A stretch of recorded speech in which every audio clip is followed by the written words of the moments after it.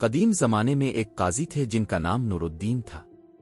وہ اپنی عقل، چالاکی اور حکمت کے لیے مشہور تھے۔ مظلوموں کے حق میں اور ظالموں کے خلاف ان کے فیصلے ہر جگہ جانے جاتے تھے۔ قاضی نورالدین نے اپنی زندگی میں 3 مقدمات ایسے حل کیے جو آج بھی مثال کے طور پر سنائے جاتے ہیں۔ پہلا مقدمہ ایک قرض کے بارے میں تھا۔ 2 آدمی پڑوسی تھے، ایک نیک دل اور سادہ دل تھا اور دوسرا مکار اور دھوکے باز۔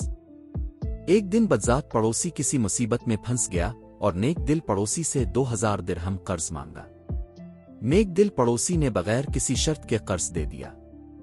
3 مہینے بعد جب وہ واپس لینے گیا تو بدذات پڑوسی انکار کر گیا۔ نیک پڑوسی قاضی کے پاس گیا۔ قاضی نے سادہ لیکن چالاک طریقہ اپنایا۔ انہوں نے نیک پڑوسی کو کہا کہ وہ وہیں سے مٹی لائے جہاں قرض دیا تھا۔ نیک پڑوسی گیا اور دیر بعد واپس آیا۔ قاضی نے بدذات پڑوسی سے پوچھا کہ تمہیں کیسے معلوم کہ یہ جگہ کہاں ہے اگر تم نے پیسہ نہیں لیا؟ بدذات پڑوسی الجھ گیا اور حقیقت سامنے آ گئی کہ نیک پڑوسی کا دعویٰ درست تھا۔ قاضی نے حکم دیا کہ بدذات پڑوسی کو 2000 درہم واپس کرنے تک قید رکھا جائے۔ دوسرا مقدمہ ایک بوڑھے آدمی اور ایک نوجوان کے بارے میں تھا۔ بوڑھا آدمی گدھے پر آٹے کا تھیلا لے جا رہا تھا، راستے میں تھیلا زمین پر گر گیا۔ نوجوان نے بغیر کسی معاوضے کے آٹا دوبارہ گدھے کی پیٹھ پر رکھ دیا۔ بعد میں نوجوان نے وعدے کا مطالبہ کیا۔ قاضی نورالدین نے انصاف کے لیے حکم دیا کہ گدھے اور تھیلا عدالت میں لایا جائے۔ نوجوان نے وہی کیا جو بوڑھے نے وعدہ کیا تھا اور قاضی نے کہا یہی وہ چیز ہے جو بوڑھے نے وعدہ کی تھی۔ اس طرح نوجوان کا مطالبہ پورا ہوا اور انصاف قائم ہوا۔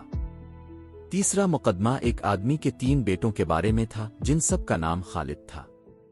باپ نے وصیت میں لکھا کہ خالد کو وراثت ملے اور خالد کو نہ ملے۔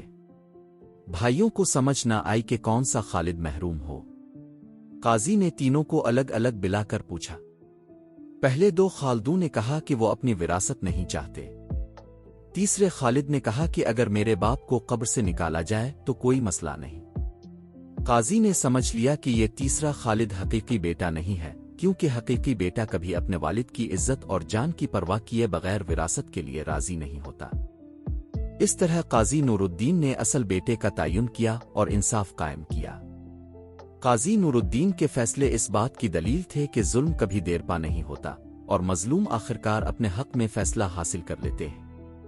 ان کی حکمت اور عقل آج بھی یاد کی جاتی ہے۔